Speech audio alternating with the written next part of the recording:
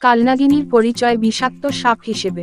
কথায় কথায় আমরা বিষাক্ত সাপের সঙ্গে তুলনায় কালনাগিনীর উদাহরণ দেই, কিন্তু সত্যি হলো এটি সম্পূর্ণ বিষহীন সাপ। এর কামড় খেলে মানুষ মরে না, তবে খানিকটা আহত হয় মাত্র। সিনেমায় কালনাগিনীকে বিষাক্ত সাপ হিসেবে তুলে ধরে ভুল তথ্য প্রচার করা হয়েছে। তুলনামূলকভাবে অন্য সাপের চেয়ে সরু এই সাপটি বেশ রঙিন।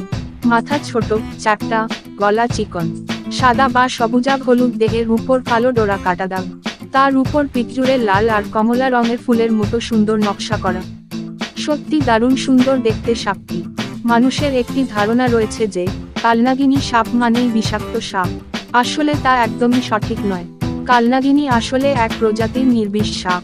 চলচ্চিত্রসহ অন্য গণমাধ্যমে এই সাপটিকে নিয়ে ভুল তথ্য প্রচার করে মানুষের মনে ভ্রান্ত ধারণা ঢুকিয়ে দিয়েছে।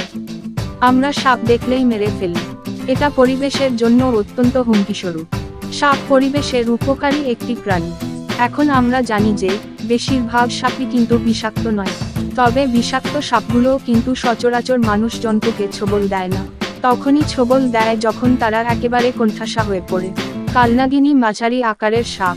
এদের ফ্লাইং স্নেক বা উড়ন্ত সাপ বলা হলেও এরা আসলে উড়তেই পারে না, কেবল এক গাছ থেকে অন্য গাছে লাফিয়ে লাফিয়ে বিচরণ করতে পারে।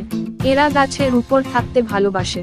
ঝোপঝাড়ে গাছের এক ডাল থেকে আরেক ডালে খুব দ্রুত চলাচল করতে পারে। গাছে বাস করে এমন ছোট প্রাণী টিকটিকি, বাদুড়, ইঁদুর, কাঠবিড়ালি, কীটপতঙ্গ কিংবা পাখির ডিম প্রভৃতি রয়েছে তার খাদ্য তালিকায়।